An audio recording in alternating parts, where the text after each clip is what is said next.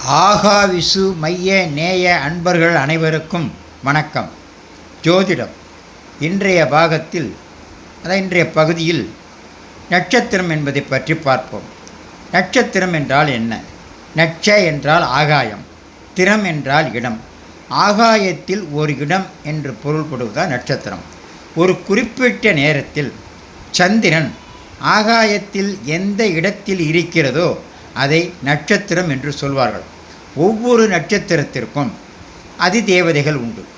நட்சத்திரங்கள் 27 என்று உங்கள் அனைவருக்கும் தெரியும். அசுவினி, பரணி, கார்த்திகை என்று ரேவதி வரைக்கும் இருக்கும். இந்த 27 நட்சத்திரங்களுக்கும் தேவதைகள், அதிதேவதைகள் உண்டு.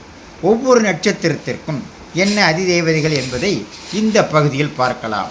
அஸ்வினி சரஸ்வதி, பரணி துர்க்கை, கிருத்திகை அக்னி, ரோகிணி பிரம்மா, மிருகசீஷம் சந்திரன், திருவாதுரை பரமசிவன், புனர்பூசம் அதிதி, பூசம் குரு, ஆயில்யம் ஆதிசேஷன், மகம் சுக்கிரன். அதாவது நான் முதல்ல சொல்கிறது நட்சத்திரம், ரெண்டாவதாக சொல்கிறது அதிதேவதைகள். அதைத்தான் இப்போ சொல்லிகிட்ருக்கிறேன்.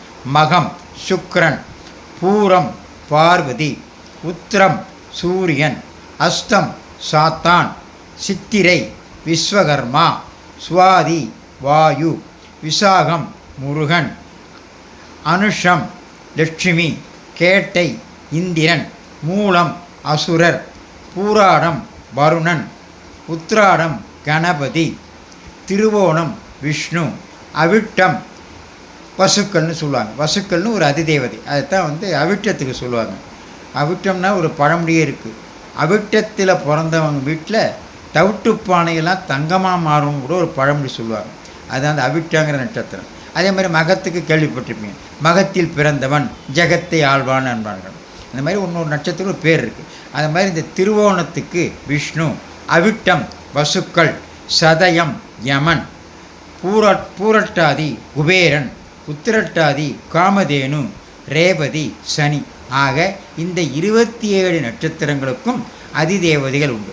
அந்த ஒரு வேடிக்கை என்னவென்று கேட்டால், யாருடைய நட்சத்திரம் அன்றைய தினத்தில் வருகிறதோ அவர்கள் அன்றைய தினம் குளித்து முழித்து ஆசாரமாக கோவிலுக்கு சென்று, அவர்கள் நட்சத்திரம் வருகின்ற நாளில் கோவிலுக்கு சென்று இறைவனை வணங்கினால் இரட்டிப்பு பலன்கள் கிடைக்கும் என்று சாஸ்திரத்தில் சொல்லப்பட்டிருக்கும்.